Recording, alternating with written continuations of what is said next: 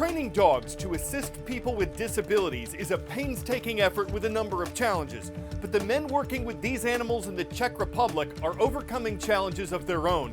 They're prison inmates serving their last year of time. Convicted of crimes like drug dealing and theft, they're taking part in a project called Paw in the Palm. It's modeled after a similar rehabilitation effort in the United States. Prisoners considered trustworthy are allowed to take the dogs to the mall, on a train, into crowded places to get them used to being around people in public.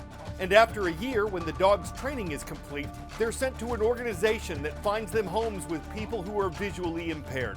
For the inmates who work with the dogs, they get the mental health benefits of responsibility, having a sense of purpose through the work they do, and the relief of stress that comes with having a pet.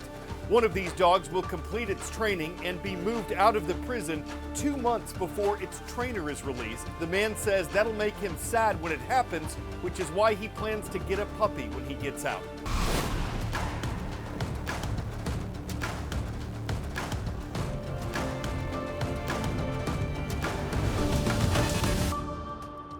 Hi, I'm Azuz for The World from A to Z. A rebel group fighting the government of Syria has rapidly taken over the Middle Eastern country, and the nation's president, whose family had controlled Syria for decades, has fled after his regime collapsed. The roots of this are in a civil war that erupted in Syria in 2011. Various groups, including rebels and terrorists, began fighting the government of Syrian President Bashar al-Assad after its forces attacked people who were protesting against it. And several other countries, including the United States, Iran, Russia, and Saudi Arabia, gave their support to different sides in the conflict. With the aid of Iran and Russia, the Syrian government looked like it had prevailed. It kept control of most of Syria's cities, President Assad remained in power, and things had been relatively quiet in Syria for the past few years. But there were major problems. The United Nations says the vast majority of Syrians had fallen into poverty.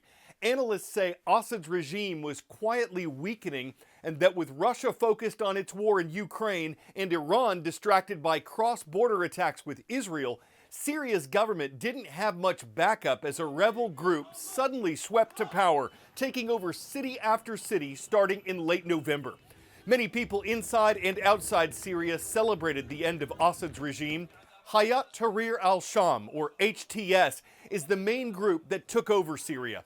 It's an Islamist militant organization that's seen as a terrorist group by the United Nations, the United States, Russia, and several other countries.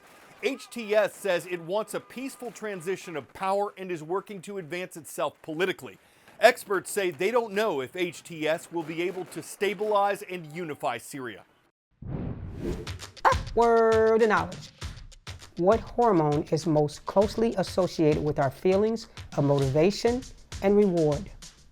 Cortisol, dopamine, estrogen, serotonin.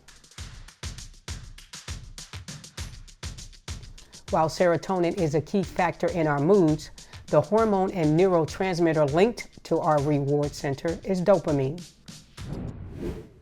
It's a sort of retail therapy at your fingertips. That little dopamine hit when you click purchase or a box appears at your door, it definitely can make you happy for a moment. Financial experts like Courtney Alev from Credit Karma say recent major world events are driving doom spending, and people are using their wallets to cope. Whether that's the economy, whether that's you're trying to find a job. Bankrate data shows more than half of Americans say they feel they're getting bombarded with bad news online, and this is affecting how they spend their money. Once we peel back the layer of the money, it really is about the feelings. What's going on? Are you scared? Are you worried?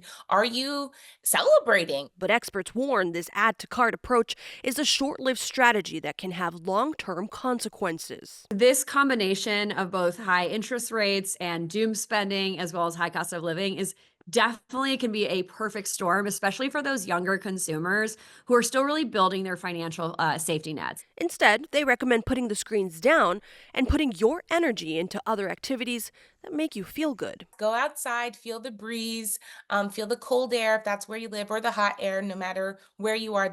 It helps you to come back to nature, to be like, okay, I need to be a little bit more mindful in what's going on with me. I'm Maribel Gonzalez reporting.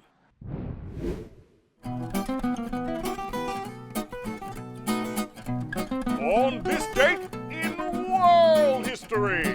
December 9th, 1868, the world's first traffic signal went to work in London. Its goal was to help direct pedestrians and carriages outside England's House of Parliament. But it didn't last long. The gas used to light the lamps at night exploded, and it would be decades before another signal appeared in London. On this date in 1992, roughly 25,000 U.S. combat troops arrived in the African nation of Somalia. Their mission was to protect aid workers in a country torn apart by warlords and facing nationwide famine. But Somalia was so unstable that American and United Nations forces eventually got involved in combat. 18 U.S. soldiers were killed in the Battle of Mogadishu, and the original mission later ended without accomplishing its goals. On December 9, 2016, South Korean lawmakers voted to impeach President Park Geun-hye, and she was eventually removed from office. The first woman to lead the Asian country had been accused of involvement in a corruption scandal. 8 years after that, South Korea's government is once again in crisis. President Yoon Suk-yeol recently survived an effort to impeach him after he temporarily declared martial law last week, so he won't be formally impeached. But President Yoon is being investigated, and he's under intense pressure to resign. Our December 4th show at worldazorg has an in-depth explanation of what's been happening in South Korea.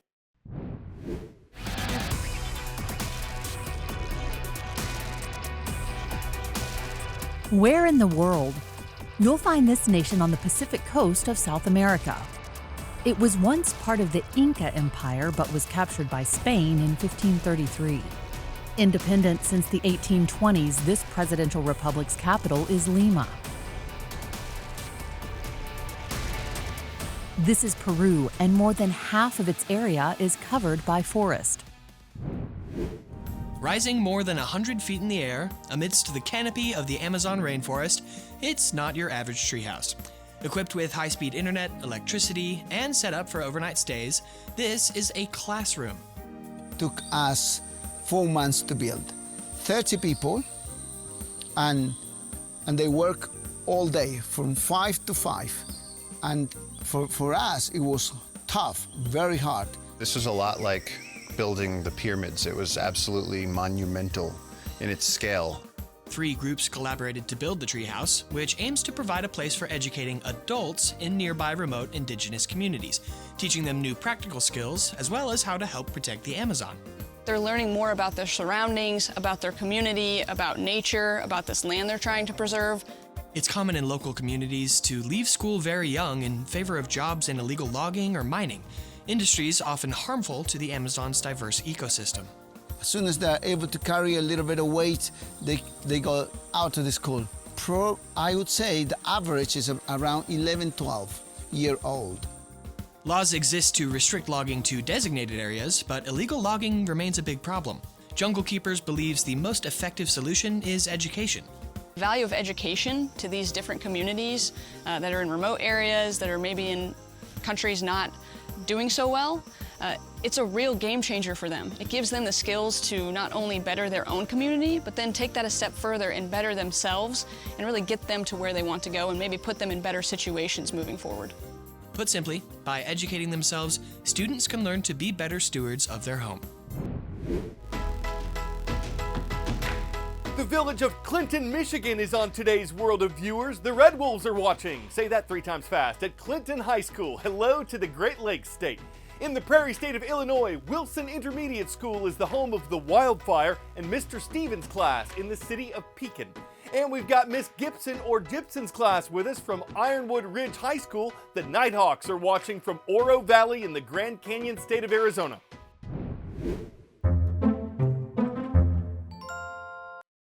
Seeing this makes you wonder how in the world the driver was able to pull over safely in traffic. But I guess when you live in Australia, you're used to seeing things others don't. A slithering stowaway recently appeared in a woman's car as she drove through Melbourne. It's a tiger snake, a highly venomous creature native to Australia. And despite the fact that it climbed up her leg as she pulled over, the driver escaped unharmed and the animal was safely removed. Maybe your car made a rattle or hissing sound beforehand. Could have seemed like a problem with the windshield wipers or maybe the serpentine belt. Whatever the case, we bet traffic slowed to a crawl while the handler used more than snake oil on the exhausting transmission to reptilicate the problem without popping the hood. I'm Carl Azuz. That's the world from A to Z. We hope to see you again Tuesday.